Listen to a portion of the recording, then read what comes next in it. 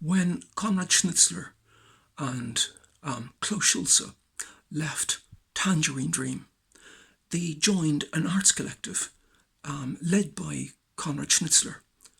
And not to forget the intersection that Konrad Schnitzler is on the Tibrod Italy label. And they formed this collective called Eruption. And in this arts collective, they had some collaborators.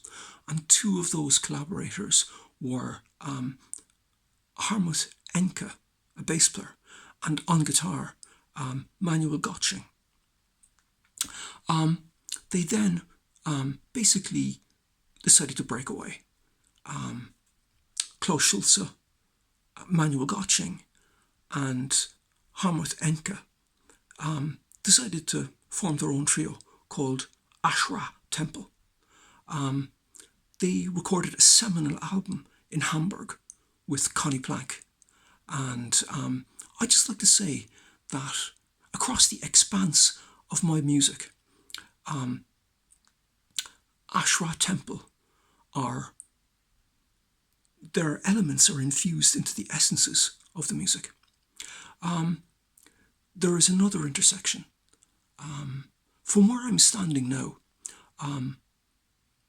a good rugby player, a good rugby kicker, would, from a placement kick, put a ball from my front garden into Rory Gallagher's back garden. I'm a neighbour. And Rory Gallagher recorded 4 albums in Dieter Dirk's studio.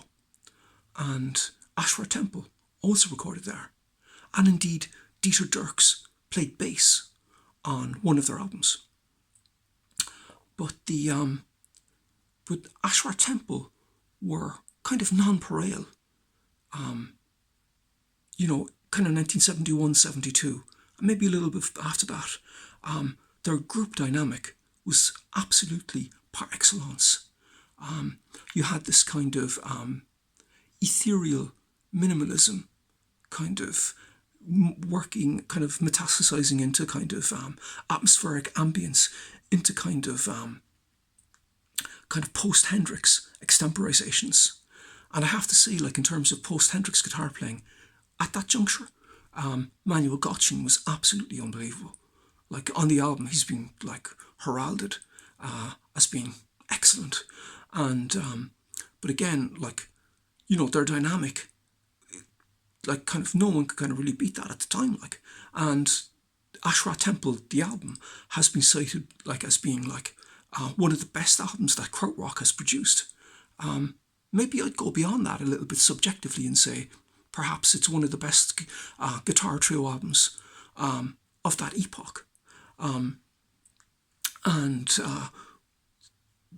Like the dynamics, like starting like really, really quiet and kind of, like guitar sonics and, bass kind of sonics and like washes of cymbals and kind of rubato drumming from Klaus Schulze, which was really kind of, unanticipated drum.